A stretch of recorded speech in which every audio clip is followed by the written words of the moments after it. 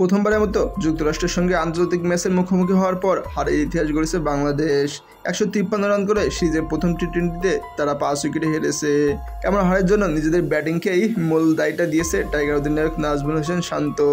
এই সঙ্গে ব্যাটারদের ব্যর্থতার জন্য তিনি ভালো উইকেটে খেলতে না পারাকে অভিযোগ করেছেন। ম্যাচ শেষে হারের কারণ জানাতে গিয়ে শান্ত বলেন, আমার মনে হয় আমরা ভালো ব্যাট করিনি, মাঝের ওভারে বেশ কিছু উইকেট হারিয়ে ফেলেছি আমরা। যদিও দারুণ শুরু পেয়েছিলাম, তবে শেষটা ভালো করতে পারিনি। মাঝে উইকেট হারিয়ে না ফেললে আরো 20 রান বেশি করতে পারতাম, তাহলে অন্যরকম হতে পারত ম্যাচটা।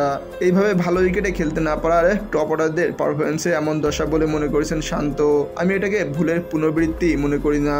আমার মনে হয় আমরা ভালো উইকেটে খেলছি না। জিম্বাবুয়ে সিরিজেও ভালো উইকেটে খেলিনি, তবে এটা মানসিক ব্যাপার। আশা করি ব্যাটাররা ঘুরে দাঁড়াতে পারবে। প্রবাসী বাংলাদেশিরা হতাশ হয়ে ফিরে গেছেন, তার কারণ আমরা ভালো খেলিনি।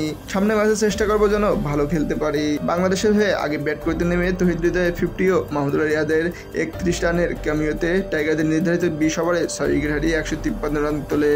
তার বিপক্ষে যুক্তরাষ্ট্রের আটকাতে পায়নি টাইগার বোলাররা। পঞ্চম উইকেটের জুটিতে হরমিত সিং ও কোরি অ্যান্ডারসনের 62 রান করে 3 বল হাতে রেখেই স্বাগতিকদের জয় এনে দেন।